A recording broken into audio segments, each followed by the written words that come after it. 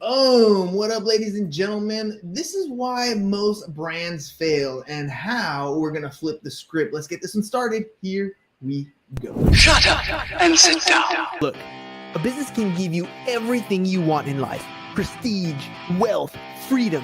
It can also take everything away from you. This show is for those who are willing to take that risk. These are the real life stories of entrepreneurs. But before we start, I have one small favor to ask. Please leave a comment. It can be advice, critiques, tips, feedback, or share this with someone because your engagement is the most valuable and most powerful form of social currency. So thank you, and welcome to another episode of Business Bros. All right, Business Bros. He's the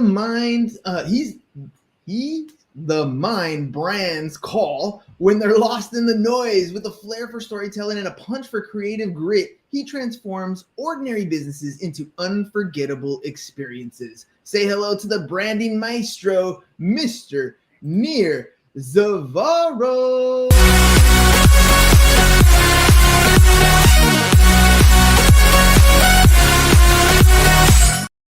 It's an early morning start for me, ladies and gentlemen, but we're out here doing it. Nir, welcome to the show. Thank you. How's it going? It's amazing to be here, man. Thank you. And I listened to some of your episodes. A big shout out. I love the fact that you're so diverse in everything you're doing. I really enjoyed it. I think I did like 3 or 4 episodes on my motorcycle just today. I love it. I love it. And the whole thing is, every entrepreneur, I feel like this is like a mini Shark Tank thing, right? So there's entrepreneurs out there that need to learn from maybe other people what they're doing in marketing. Maybe it's a useful tool or a network connection that they can make. So a quick 30 minutes in the morning to get your mind in the right form or in the right direction. I think it's a great way to do it. I would even offer people to do the following thing. You have almost 1,400 episodes. When you listen to episode, write one thing you're going to take away that you can actually implement. Yes. That means in your podcast already, there's 1,400 lessons to be learned. That's what I'm saying. That's what I'm saying, right? It's all about the execution. We can learn all we want, but until we execute, that's where it makes a big difference. Let's jump into your execution. Give me first, let's start off with a little bit of background of who you are and how you're helping businesses create better brands. Yeah, I think I'm one of those guys who fell in love with what they do for a living, which is a great thing. So I help brands.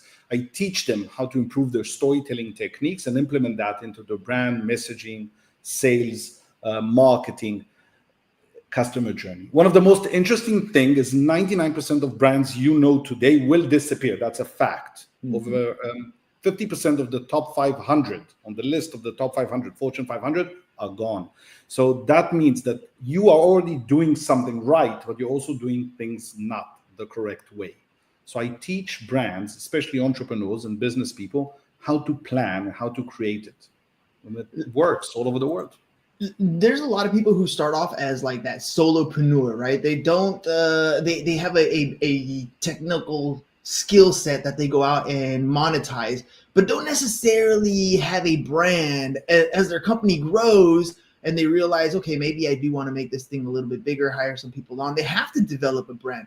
I feel like a solopreneur, a lot of times their story can be part of their brand. It doesn't necessarily have to be a Nike logo behind it. Sometimes the entrepreneur itself can be a brand. Can you help people kind of discover, how do I come up with a cool story? Or is there a way to come up with a cool story if I'm just a solopreneur?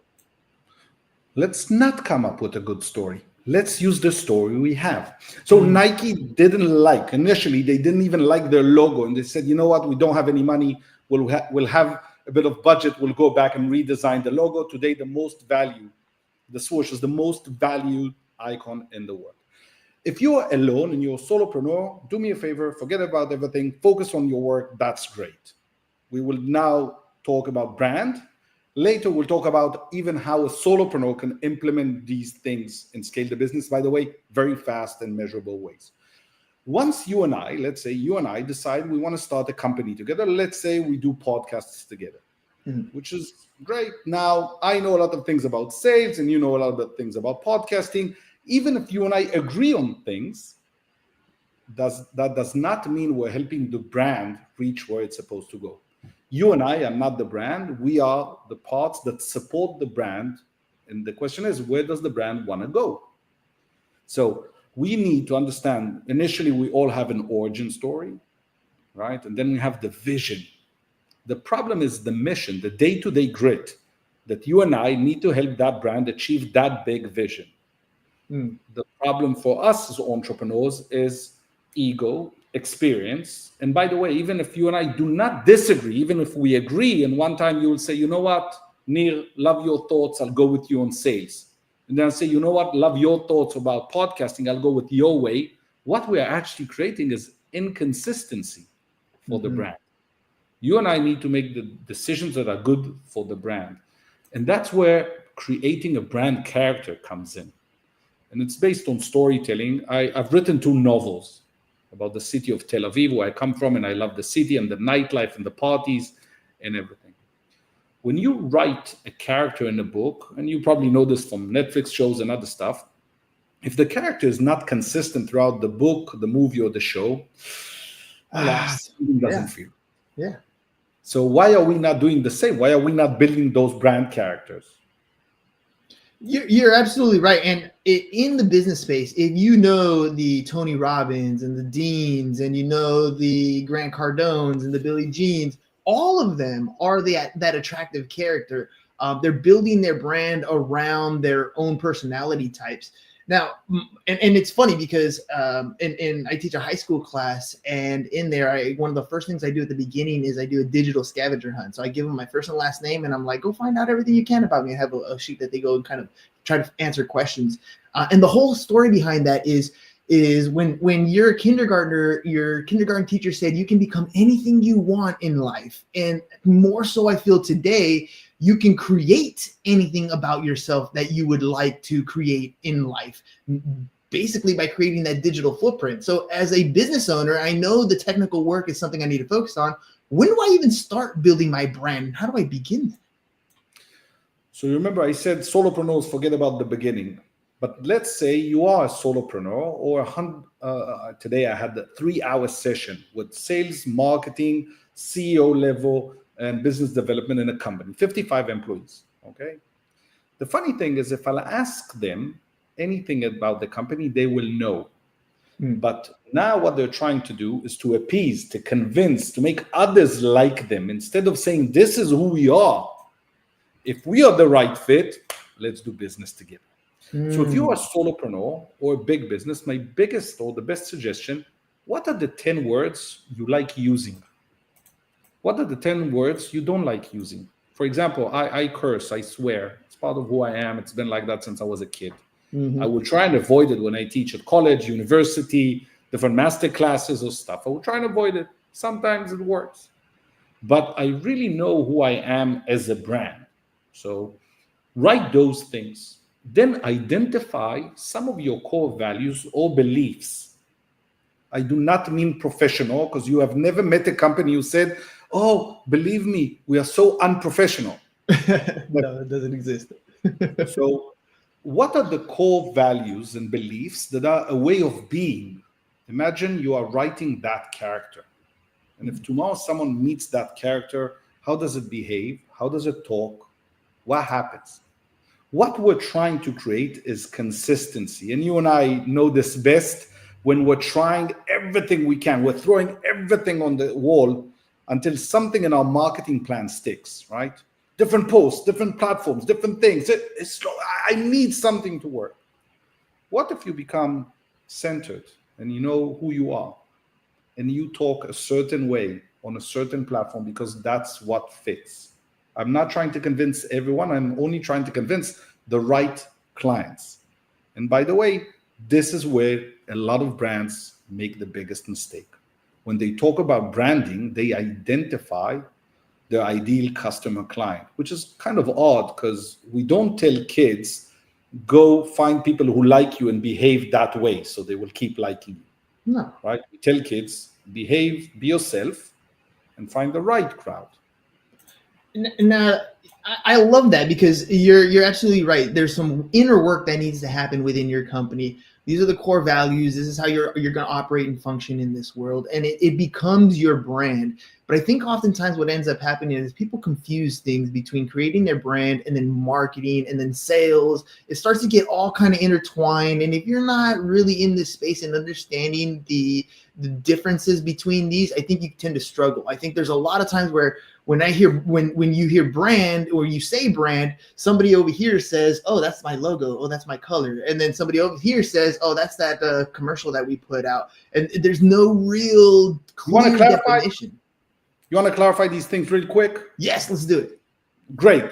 Brander is a word, a term, and I've been teaching branding for the last over a decade now in universities and colleges. I teach brand management. This is the most important thing. Brander is what they believe the word, the term, the phrase comes from the north side of Europe, some sort of a Swedish lingo, something like that, which means to burn on kettle. That means that all logos were the same. The difference was in the name, not in how it looks, but what it meant. Okay? You can have a very bad logo, but if it means something, you're good to go. Everyone is a brand. Every company is a brand. Madonna is a brand, same as Nike is a brand, same as Apple is a brand. Okay? Same as, I know, Michael Jordan was a brand even before he became the Michael Jordan. So if you look at the concept of brander, you could go to the market and see the kettle and want to buy something. You want to buy a cow. One grew up by the river, had different attributes. It was soft, it was easy, it was nice. And the other grew up on the mountains, very good air, different stuff. It's not the logo, it's what it means. The actual concept is more about advertising. When we needed to sell differently, more goes to the US 1950s, complete different discussion. So branding is what it means. Who I am, what do I stand for, and when I show up, who shows up? If there are 100 employees, they all need to show up the same consistent way. We tell the same story, we do the same things, we believe in the same things. We are here to support the brand. When people say our company is a family, I call BS, because we are not a family. We're all rooting together around an idea and taking that idea somewhere. Branding. Marketing is very simple. Now I have a brand. I want to pick up that megaphone and scream to the world, hey, I'm here, and I have something amazing to offer you. Marketing. Sales would be, hey, nice to meet you, let's shake hands. I want to show you what we have. The most common mistake people make is they think sales is me with a club on your head until you buy. No, it is the chance. Sales is the chance for me and you to see that we have a connection, that we are the right fit. I don't need to sell to everyone. I need to sell to the right people. Okay. And I've had the pleasure of working with companies who have 200 potential clients around the world. I now work with a startup that sells to governments, armies, states in the US. They don't have 1 million potential clients. Okay. So we're not looking to make a hard sale. It's not a push, it's a pull. We want to see that we are the right fit. And the last part, which I think is customer journey. And customer journey is where 90% of companies make that mistake, is they do not look at it as a relationship, but they look at it as a transactional thing. And it doesn't work. The customer journey, I agree with you. It is a struggle. I help a lot of people build like sales funnels all the way through, and they have the concept of the funnel down. Technically speaking, they know how to build the landing page. They know how to build the thank you page. They know how to do that. But thinking about the entire process through the eyes of the customer so that the funnel actually makes sense, that part is where a lot of people do tend to struggle. And I like the way you broke that down. The brand is that burnt in thing. Once you have yourself kind of figured out, then it's now let me talk to the world and tell you who I am. And then once the world knows who you are, there's a few of you who you're going to shake hands with and make that sales opportunity. And then the way to continuously grow is make sure that sales opportunity is matching with the customer journey. I love that breakdown. It totally makes sense. And as entrepreneurs, there's people who are strong in certain aspects of that and weak in others. So you might see people who are really friendly, essentially, right? They're shaking hands with a lot of customers. They're making a lot of sales, but they don't necessarily have their brand down. They don't necessarily have their marketing down. When you sit with a company and you see that they've reached a certain pinnacle, what does establishing a true brand around their business do to their overall company? think once you understand, life becomes easier. Why? Because the brand is sitting next to me, helping me make the right decisions. Is this the right podcast to go on? Is this the right conference to go? Do we want to have clients who might be paying a lot of money, but they're causing a headache? Do we want to have clients who might be paying a lot, but some of the employees are crying at the end of the day? In a year's time, when we look back, what do we want to say about us? What did we grow as a company? What did we grow? Just the revenue, the bottom line? Did we become any better? Did we improve the product? Are we even product-led? Just start asking questions. Now, you ask yourself questions at every intersection in your life, but you do not ask these questions in the intersections of running a business. You're checking the wrong KPIs. Did I make more money? I didn't make more money? What if you try and create some sort of consistency? Because decision-making then becomes easier. My third book is called F the Slides. I don't know if you've seen it. The concept is that I teach companies how to pitch better using storytelling techniques. And one of the most interesting things today is when I meet startups, for example, or if I meet companies that are a bit bigger, they have a dozen people on the sales team. We just have a client like that. And we're talking. And they say, can you pitch? And they will all improvise. A dozen people, salespeople, same company, they will have a completely different message, origin story, the purpose. Sometimes they even confuse the types of industries they work in. But they will tell you, I know everything. I would argue that you're improvising it as a mistake. If you want a real brand, real sales, you need, my friend, to start writing. And that is my belief. And the biggest mistake, we forgot to write. I totally agree with that, especially in the sense that if you have an organization like that and you have 12 different sales teams saying 12 different things, the problem is not necessarily the sales people, it's the organization itself. It has no set brand, it has no set messaging so that people can align themselves behind it. This is what you were talking about earlier. You didn't ask yourself who you are. You're just trying to make friends with everybody in that sense. Now, in real life, I know asking myself that question, like, what do I want? It sounds like a simple answer, but it's not always the easiest answer to come out with. You tend to have a vague idea of where you want to go. And then when you really ask yourself those questions that you're talking about, where you wanted to go isn't actually where you want to be. It's partially maybe where you want to go, but things kind of change. How do you help create what's your creative process for turning vague ideas into something that is compelling that the entire sales team can kind of line up behind? You want to take an exercise with your podcast? Sure, let's do it. I really enjoyed listening to some of the episodes. What I did notice also is when I read your website and you want to help entrepreneurs scale, right? Now, you ask them at the beginning of the episodes to give you something, which is a like, a comment, and so on, right? What if we said, aligned with your concept of helping others, what if we said, hey, if you're listening to this, I bet you have one friend that could listen to this episode and forever remember that you changed their life because their business did better. That's my only ask of you. Think of one friend. And every single person now listening to this podcast can think of one friend. So true.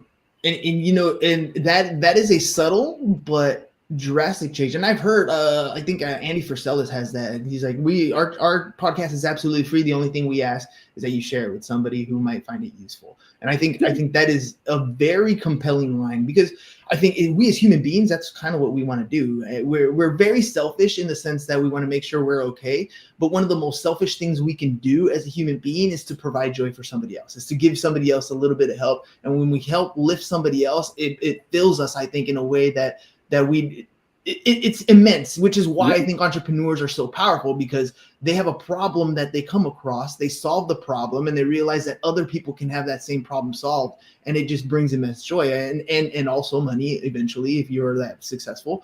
But helping the other person, I think, is a huge part of that. And correct me if I'm wrong. Let me take your concept and I'll riff off that, okay? let's say you have, 10 listeners, and you ask all of them to do that. Let's say they do it.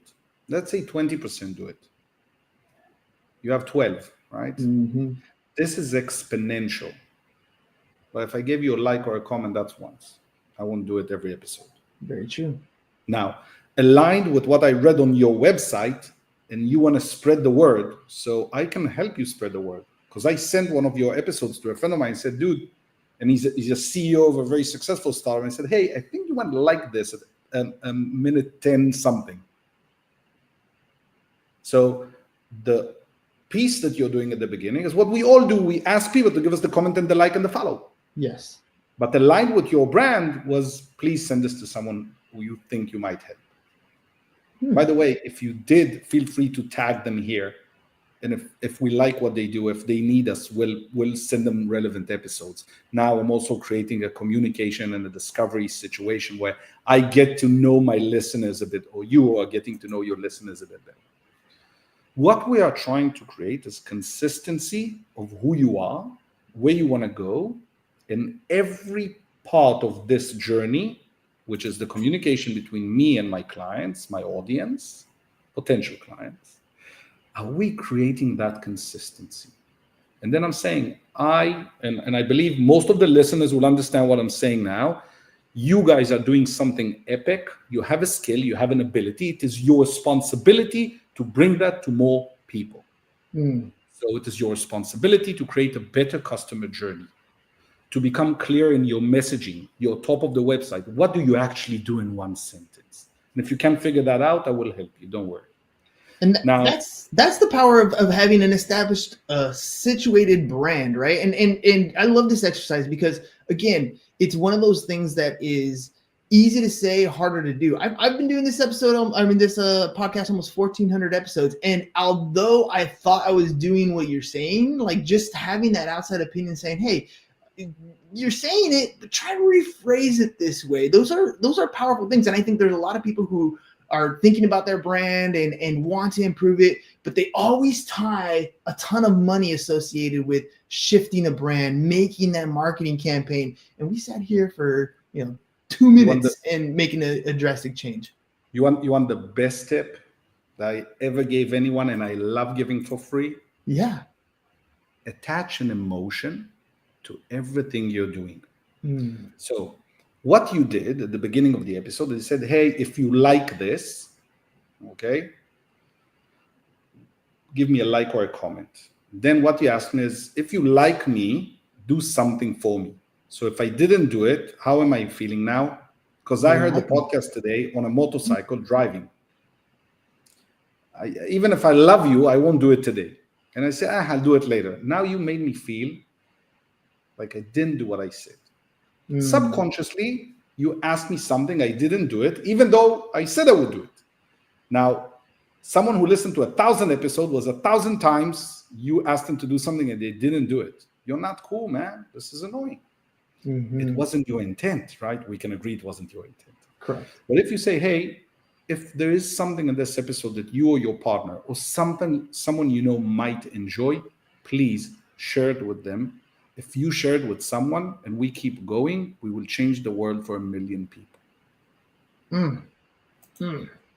Now, I love that. Emotion, everything you do. So the message, if you tell me what is your business, what is your company, and I don't understand, you didn't intend, but I feel, pardon my French, a bit stupid, a bit ignorant, because I don't know. So what happens in sales meeting or marketing is people refrain from talking because I don't want to make you know that I feel uncomfortable. So I say, oh, that's nice. I'm out. I just opted out. I don't understand what you do, and I don't want to seem dumb in front of 1,000 people. So what we need to add, and that goes across everything we do, is how do I want people to feel? We have this trick in my previous marketing agency. I ran a marketing agency for 14 years, and we would, every year I would take 2 or 3 interns from the class I would teach at the university. And we would ask them to write an email to a client, and then we would give different people in the company the same email and ask, hey, listen to how they read it out loud in their brain. And it's not the same email. No, it's definitely not. And you know, it's funny. I smile right away because you see it in the email, and you're doing this in a professional sense, right? But in a private sense, you send I don't know how many text messages and DMs all the time with your voice in your head saying it one way, but what's being interpreted the other way isn't always the same thing. This is a great exercise that you do. Yeah. On WhatsApp, you can send people and say, hey, I feel it's a bit lost in translation because I'm very optimistic or positive. Is there any chance we can jump on a quick call? Mm-hmm. Slack, WhatsApp, all these tools today are making us lose the intonation. So if I say, oh, I'm so happy, or if I say, I'm happy, it will be the same text on a Slack channel. It won't be the same talking. So that is very crucial that we get the chance to talk with people. And a big part of it is before you send an email, read it out loud to yourself. Say, that's not what I meant. Very true. And if you need a voice, you also got ChatGPT now that can read it back to you and then give you an interpretation there, make some adjustments along the way. Nir, it's 26 minutes into our podcast. You're making me rethink my entire intro and outro here. You're helping me rethink a brand that I've spent 1,400 episodes building. It's all good. Don't get me wrong. It's a great thing, which means you've dropped a lot of gems today. If people want to reach out to you and find out more about what you do, who's your ideal client and how can they do that? So I mainly work with companies who have, let's say, 5 employees and above. I love working with startups who have raised some money, so usually seed plus. And unless if you're a consultant or stuff like that, is less my main business. What I love doing is taking a company that's with a trajectory and has sales and not up in smokes, up in the air. And what we do is we fix their branding, their messaging, the customer journey, the marketing, and their sales. On another aspect, the slides is something I love doing because I get to work with different people and I help people raise money and improve their pitch. So the slides is the book that became the method, and I've spoken about it in over 30 countries. So I'd love to talk to people that we can actually help them scale faster. Because, ladies and gentlemen, at the end of the day, when your brand is on point, your messaging is on point, your sales team is focused in the same message, same responses all the way through, all of a sudden you have real measurable results. That's why I think you like working with those people, because they have a sales metric that's already in place. As soon as you establish that brand, as soon as that messaging is there, now you can literally see the sales go from where they were to where they are today, simply because of that messaging. Ladies and gentlemen, Nir Zavaro is the website. NirZavaro.com is the website. You definitely need to check out the book. Oh, I have a surprise for you, because I felt this is the first time you and I are actually talking. I felt we need a surprise. I love surprises. Any listener that's out there, if you go to my website, you'll see the guide at the top of it. The guide is covering everything we spoke now, including exercises that you can actually practice. Now, the best way that you can take what I said and make more in terms of revenue, the fastest way is your sales pitch. So my suggestion is this: review the guide, fix whatever you want in your business. The first 10 people who write a 500-word sales pitch, word by word, and send it over, I'll jump on a 30-minute call and help you fix anything you want in your business. Did you guys hear that? I mean, literally, you're going to see a new intro from me very, very soon, because the actions that you take are the only things that matter. Those are the things that are going to affect your business. 500 words, here's your sales pitch. If you want to make that elevator pitch, that very thing at the beginning of your ever presentation with anybody you ever meet, that is value right there. And then 30 minutes with Nir. Go to NirZavaro.com. Make sure you guys do that. NirZavaro.com, $500 words. Get your pitch narrowed down, your focus narrowed down, your messaging narrowed down. 30-minute conversation with Nir. That's the way to do it. Nir, any final thoughts before we head out? I want to say thank you very much. And remember, guys, give value because it's the best way to meet new people. Even if they're not your clients, I made some amazing relationships. And I also made new clients. But it's about the people. It's about helping them understand the emotional aspect. That's the currency we trade, my friend. 100%. The emotion makes somebody feel something, and I promise you'll feel the same way. All right, Nir, thank you very much for coming on the program. Ladies and gentlemen, one more time, nirzavaro.com. Nirzavaro.com is the website. We'll catch you guys on the next one. That's all we got for you guys today. Peace, and we're out. It's over. Go home. Is your business in need of marketing? Try starting a podcast, but not just any podcast. Podcast like a pro.